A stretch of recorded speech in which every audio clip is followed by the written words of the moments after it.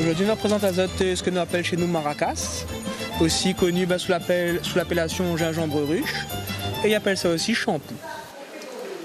Quand on regarde une plante, quand on a une similitude à autre chose, on nous donne toujours une appellation. Et là, en fait, maracas, c'est par rapport tout simplement à la forme de l'inflorescence. La particularité que lui, c'est quoi? Quand on a la pluie, en fait, l'eau cale à l'intérieur des bractées. Du coup, quand on appuie dessus, mais qu'il passe des voix, l'eau sort dedans. Et en fait, quand on sent ce lot-là, l'eau a tendance à bonifier dans le temps. L'eau, il prend un peu l'odeur du gingembre. Du coup, shampoo, shampoing.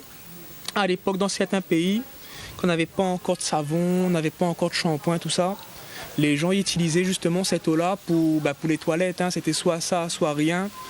Du coup, le choix pour ça l'était fait. Pour le bonne feuille, quand on regarde bien, déjà visuellement, feuille gingembre. C'est la même famille gingembre, famille curcuma, cardamome.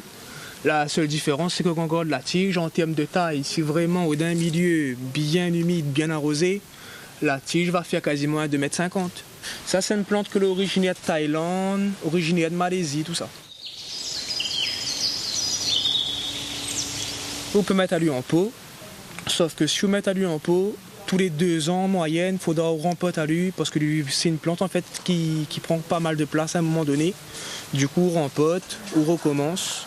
Et après, si vous mettez à y en terre, tous les ans, on a un entretien annuel pour faire, on coupe les tiges, ça va, il repousse.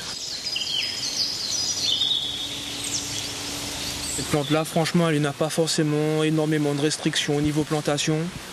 C'est juste que lui n'aime pas les hautes altitudes. Mais du moment que lui est au soleil, lui aime l'eau en abondance et lui aime surtout de la chaleur. La floraison, ça, c'est plein été. Quand l'inflorescence, ils sortent en fait, au début, ils sortent un petit pompon de couleur jaune. Après, au fur et à mesure, l'inflorescence dure quand même pas mal de temps. L'inflorescence, il dure au moins 3-4 mois, s'il n'y a pas plus. Après, au fur et à mesure, il lui développe.